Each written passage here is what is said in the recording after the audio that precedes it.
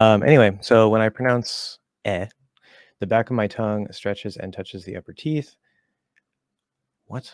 Oh, okay, you missed me out on the sides. And the middle of the tongue pushes forward towards the roof, right?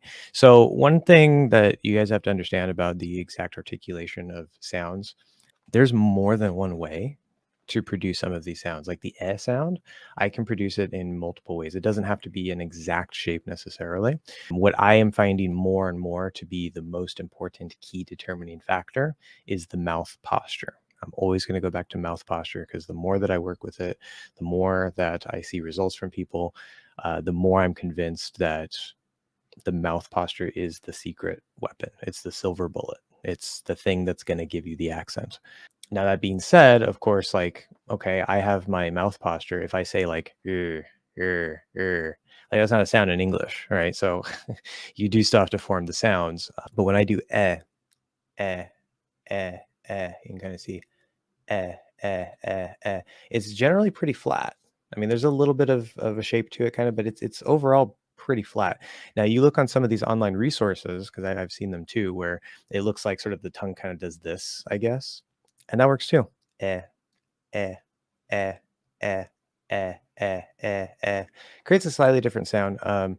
But as long as it doesn't get close enough to the boundary with another sound, then a native speaker is going to interpret it as that sound. So if you're within range for one particular sound and you have the right posture, which means the right center of gravity, you're open back here for American English, more relaxed, you're not holding up this up higher. If all that's in place and you're within range for that particular sound, meaning say you're in range for a, you're not too close to ah, then you're going to sound, it's almost guaranteed you're going to sound great. Also keep in mind, remember, there's the fully enunciated, fully articulated version of a sound, and there's the lazier version. And there's a range of that from fully articulated to lazy. And it doesn't particularly matter usually, but the biggest determining factor is usually if we are clearly enunciating or we're speaking more slowly, we're emphasizing, we're going to tend to use the more clearly enunciated version of a particular sound. So if I say that is a good idea, but if I just say, yeah, that's a good idea, that, you don't have to do ah to say ah, okay? It's a lazy ah, that. But if I say that's a good idea, okay, I have a reason to emphasize, I have a reason to make it bigger and clearer. This is how English works. It's dynamic. So based on your description, it sounds like that could produce the proper sound, yes, but I would worry less about what should I do with my tongue, because you have the answer. Maybe you can't hear it and you need to get feedback, but you have the answer. If you do it that way and the sound that you produces sounds like eh, congratulations, you got it.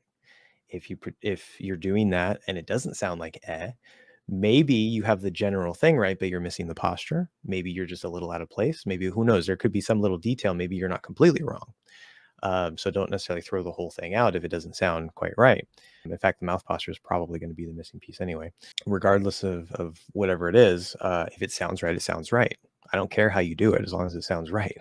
Like, that's the whole thing. So if you want to double check, right, you can find a tutor, paid or free language exchange partner, somebody that can give you some feedback.